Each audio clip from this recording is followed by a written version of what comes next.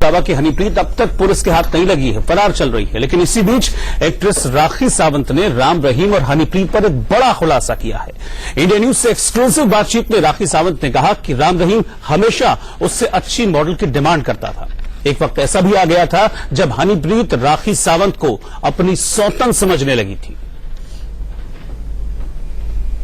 कैसा सफर रहा बाबा राम रहीम का आपके साथ? कई सालों तक आप रही, यानी बातचीत होती रही, मुलाकात होती रही। कैसा ऐसा शख्स लगा आपको कि बाबा राम रहीम इस तरह से निकलेगा? 3.5-4 साल तक मेरा रिलेशन रहा। मतलब बाबा राम रहीम के पैर भी छूती थी, ऐसा नहीं, ये झूठ क्यों बोलने का। और हनीप्रीत तो मेरी बहुत अच्छी दोस्त रही है। आज जितना भी मेकअप लगाना पोतना सिखाया मैंने सिखाया, जितना बहुत भी मैसेंजर ऑफ गॉड में थोड़ा भी कमर हिला लिया, डांस कर लिया, एक्शन कर लिया, सिखाया मैंने। गुरु रख दिए थे उनको। मैं हनीप्रीत की गुरु हूं देखा जाए तो। उनको कपड़े पहनने की स्टाइलिंग सिखाई, क्योंकि और तो कोई अभिनेत्री उनको सिखाएगी नहीं। क्योंकि मैं बाबा राम रहीम जी को जानती हूँ, सीपी अरोड़ा जी को जानती हूँ, तो मुझे बोल दिया कि इनको भी थोड़ी टिप्स दे दो। तो मैं हनीप्रीत को टिप्स मैंने दे दी।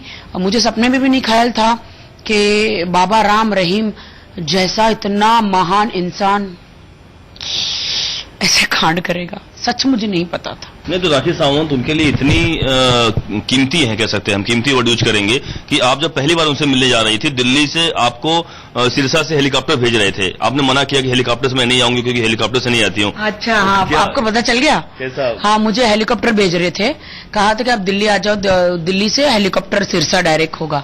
तो मैंने कहा कि मुझे हेलीकॉप्टर में एक्चुअली बहुत डर लगता है।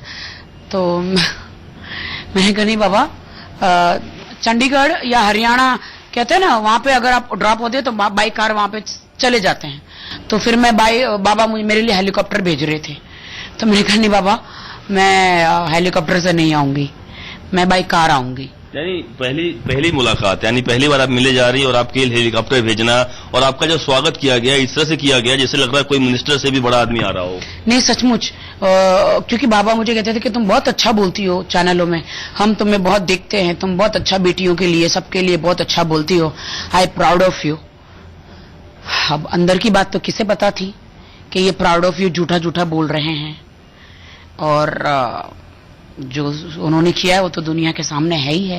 लेकिन कभी लगा ऐसा कि जब पहली बार आपने देखा होगा, आपने अस्पताल देखे उनके जाके, तमाम चीजें और देखे, लगा कुछ थोड़ा सा डाउट आया कि नहीं बाबा अलग बाबा है, कुछ गड़बड़ वाला बाबा है? हाँ, मुझे एक बार डाउट आया जब मैं JW मैरिट में उनके स्वीट रूम में गई और हम लोग खाना खाने बैठे, मुझे टॉयलेट जाना था।